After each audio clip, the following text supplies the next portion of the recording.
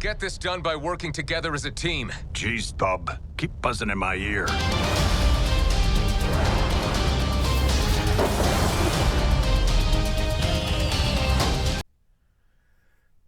Hello everyone, thanks so much for joining me here today as we get to talk about one of my favorite subjects, comic books. My name is Jose. I love comic books. I love talking about them. I love sharing them with you. Feel free to follow me on social media if you would like. Links are in the description below. I've also posted a link to the Marvel fan site that I have plot synopsis and character bios for this issue. The Uncanny X-Men 199 from 1985. Cover features Rachel Summers as the Phoenix. So I really do like this cover. I like the color scheme. If not for the colors, this cover actually probably wouldn't be nearly as cool, but the red, the yellows, the oranges, pretty cool. Born Again. So this was the classic X-Men issue, and I really do prefer the original. So Stan Lee presents The Spiral Path, starring the Uncanny X-Men, and we have Cyclops in the Danger Room as Moira McTaggart and Wolverine look on. And so he's using his optic blasts here.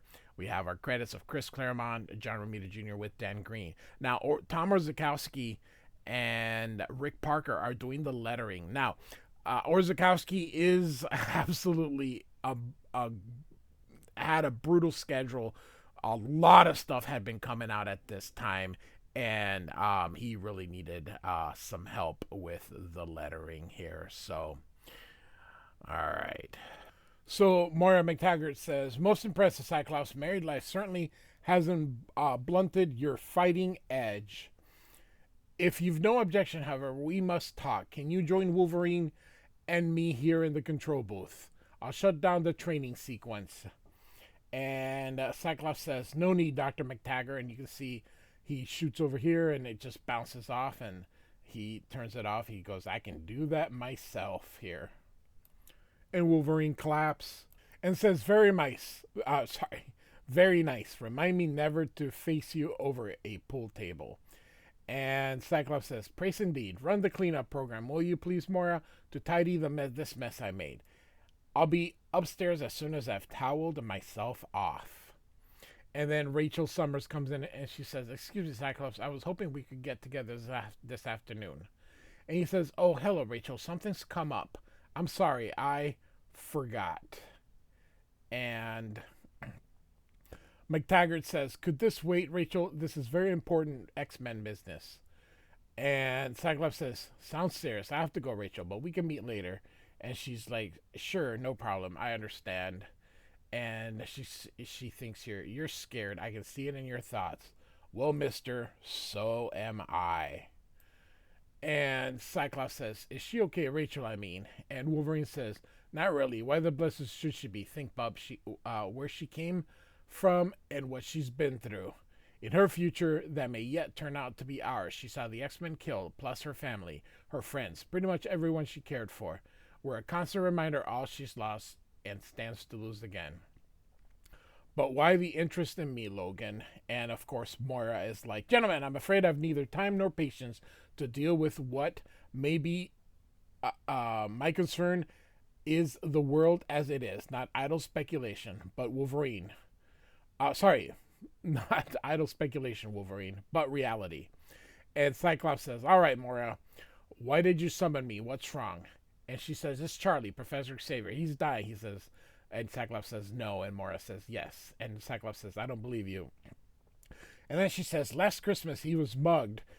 If not for the aid of the Morlock healer, he'd have died on the spot.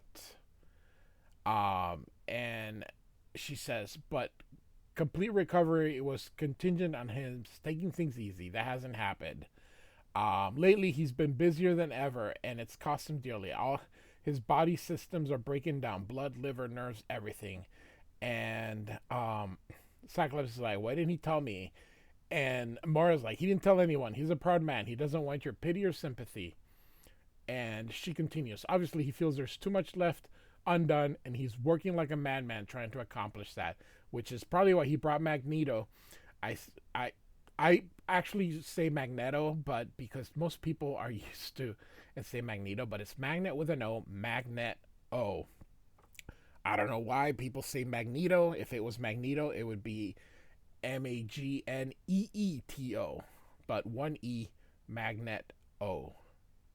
Anyway, Charlie may well intend for him to take his place as teacher here, and Cyclops is like, no way. No matter how sick the professor is, he can't be that crazy. Magneto's a villain, and he and the X-Men have been bitter foes from the start. I know we've worked together of late. I know Magneto says he's reformed, but I don't believe it. I won't. I can't trust him. To me, if Charles hands this school, the X-Men, and the New Mutants over to Magneto, he's as good as signed our death warrants. And Wolverine says, you could be wrong, bub. And Cyclops says, I'm not prepared to take the risk. Moira, how much time does he have? And Moira says, if he's lucky, he may see the birth of your child. And you can see Rachel Summers crying because, of course, she's the alternate child. So we're in Washington, D.C. Here you can see the National Mall and Valerie Cooper's home. She's coming in with a bag of grocery and a briefcase. Walks in and sees a doppelganger of her. And it turns out that this is Mystique. And so, real quick, I know they say the Brotherhood of Evil Mutants. They wouldn't consider themselves evil. I say it all the time. They'd just be the Brotherhood of Mutants. And so she says she changes her face to that of Ronald Reagan, who was president of the U.S. at that time. And she's offering to reform. And the Brotherhood would basically become Freedom Force and be authorized by the U.S. government. And she's like, all these other people, like the Scarlet Witch and Quicksilver, Mantis, the Swordman, all these people were villains that turned into Avengers. And she says, well, now it's our turn. And she's basically saying it because, it's their way of surviving. And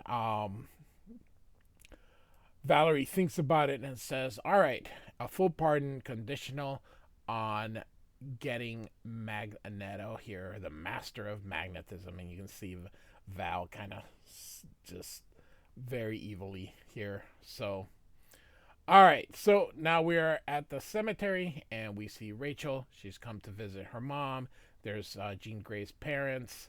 And we're going to have a bit of a flashback of herself and first a flashback of Jean Grey as she became the Dark Phoenix, and now of her past as Rachel is born.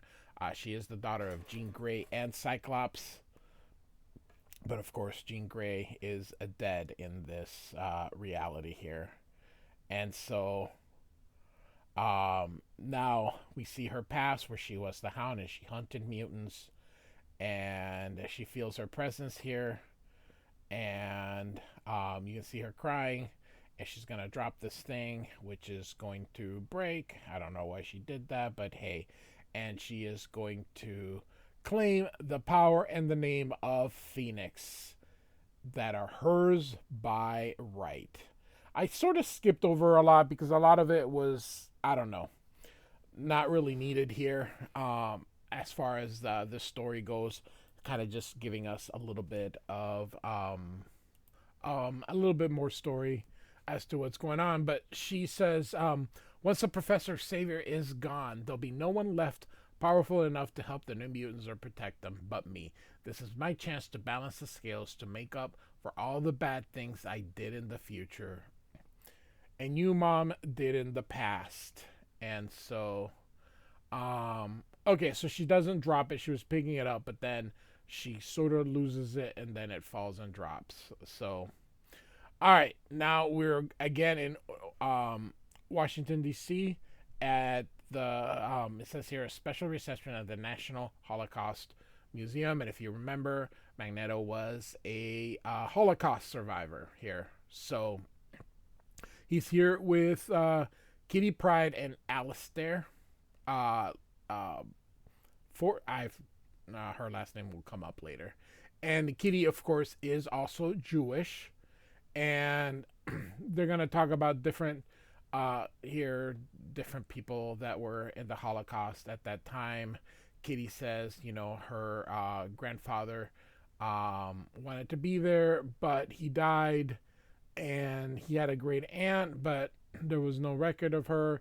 And Magneto says, "Hey, I knew someone by that name," and asks if he had a photograph. And then he sees these two people, that Ruth and David. That is funny because those are biblical names, and um, you can see them all hugging each other and all that kind of stuff. But it turns out that Lee Forrester is actually Mystique, who looks just like Valerie. I'm telling you, too many blondes, too many redheads, too much. And so she's here to tell Magneto that he's under arrest. And yeah, I'm sort of narrating quite a bit of it because Chris Claremont just packs so many words, and if I read everything that Claremont wrote in, we'd be looking at 40-minute videos each. So Mystique says, "We're Freedom Force, and we work for the United States government." And Magneto's like, "Words and titles have never impressed me, nor do I accept the dominations of any nation over my person." And you can see him taking. Now, it's funny how this is all straight, but most of the time these things, they would have been ripped from where they were originally put in, so they would be all mangled up. Anyway, so he punches it. He's destroying this building here, and all the people are like, "Hey, he's a mutant," whatever. And so here comes Freedom Force. We've got Pyro, Avalanche, Destiny, the Blob, and then if you don't recognize this is Spiral, and she was introduced in the Long Shot limited series. So, and she's not a mutant. She's an interdimensional creature here. So Magneto says, "Hey, go find Lee." And so she phases through, and then Magneto has the doors open so that all the people can get out of here. And Spiral's like, he is strong, but I can weave a pattern of power sufficient to shatter his shapings." And Mystique says, "I'm grateful, Spiral. Now perform me a dance that'll bring that overbearing sod to his knees." And so you can see that so Avalanche is able to manipulate the Earth.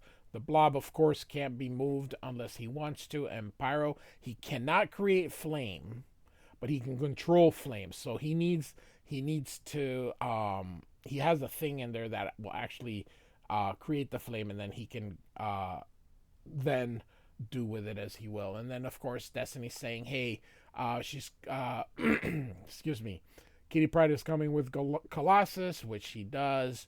And of course, here comes Pyro, and she says Nightcrawler's coming. And then, of course, the Blob catches him, and like Cyclops and Wolverine are coming, and Avalanche is gonna take care of them here. So with Destiny, she's telling them basically everything that's gonna happen here.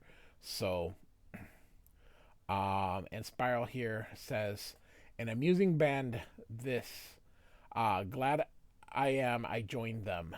They're proving a most efficient and entertaining means of learning about this orb and its inhabitants, while I wait for the proper confluence of astral forces to enable me to rejoin Mojo and continue our hunt for the runaway." That means Longshot.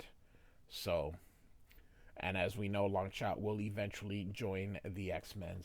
And Magneto says, "Overconfidence, ladies, is a fatal mistake. When we last met, Pyro, you nearly killed me. Now it's my turn." That was in X-Men 177. And he's like, "Destiny," she says, "he will reach a Pyro, but he will not slay." And so here comes Kitty Pryde and does the Vulcan death grip on her, or nerve pinch or whatever.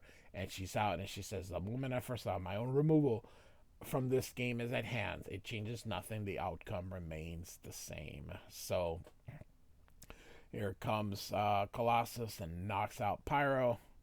And he says, you asked one of ours, I asked one of yours. It's only fair. Say goodnight, Nightcrawler. So eventually he teleports. He goes, man, I've never teleported so much mass before. He takes him to the top of the Washington Monument. And he's like, you rotten, lousy little. And then he's like, help.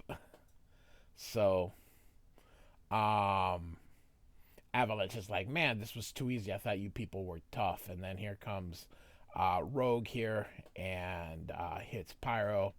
And we have, and hits Avalanche. And Spiral here is doing her best to take on Magneto here. And we've got Mystique taking out her gun. And he aims it and he says, not another step. Or the master of magnetism is history. And suddenly, Cyclops hits Spiral, and he says she's only stunned. And then Wolverine puts his arm there and he says, "Drop the gun, sweetheart, or there won't be near, or you won't be near as fortunate." And she's like, "Keep your claws sheathed, Wolverine. I get the message." All right, and she says, Kitty says, "I found Lee. She's all right. I got her away safely." Fine, Shadowcat, let's follow her example. We'll leave the Brotherhood for the police. And Mystique is like, Cyclops, you cretin. We are the police. You're interfering in legal business. And Magneto says, my friends, I appreciate all you've done, but I cannot go with you. I'm staying. And, of course, one of them says, that's insane. Oh, that was Cyclops. And Magneto says, perhaps Cyclops, but that is my decision nevertheless. And so... you did not see the faces of my friends when they saw me reveal my powers. They were terrified as my wife Magda was so many years ago. My powers saved our lives, yet she was more afraid of them and me than of the secret police butchers who murdered our daughter. Look at what we've done to this place. Think what I have done to the world. I ask myself, is Mystique right? Have I become the image of those I hated? Go. This is something I must do alone. I am through running and hiding for my own salvation and the good of mutant kind. The time has come at last to take a stand to face my accusers and my fate next, the trial of Magneto. I know, people, Magneto, it's okay, but it's Magneto. Anyway, Uncanny X-Men 199 by Chris Claremont, John Romita Jr. with Dan Green. Oh, by the way, I have several playlists. I have an X-Men playlist, a New Mutants playlist, and an X-Universe playlist. In the X-Universe playlist, I put everything in reading order. So, everything, including the Wolverine limited series, including the Marvel fanfares, 4 issues that had come out. The New Mutants are there. The X-Men are there. X-Factor will be there as well. So lots of stuff for this Chris Claremont era, for this era of X-Men. That'll go to the end of the Chris Claremont run in time. So Excalibur will be there. Lots of stuff. So before we do the trial of Magneto here on X-Men 200, we're also going to do the New Mutants special #1, which will come before, and then we're also going to do X-Men Annual 9, which will come before that. So check those out. Like I said, I have playlists, and if you're interested in how things evolve in reading order, check out that X-Universe one, and it starts out with Classic X-Men #1, which was Giant Size X-Men #1, and goes through the entire Chris Claremont era. And then as we start adding other stuff, we've got some Marvel team-ups in there that are related to all this, like the first appearance of Sabretooth is in there, the first appearance of Karma is in there, lots of stuff. So feel free to check that out. Like and subscribe, and I do thank you for listening. Goodbye.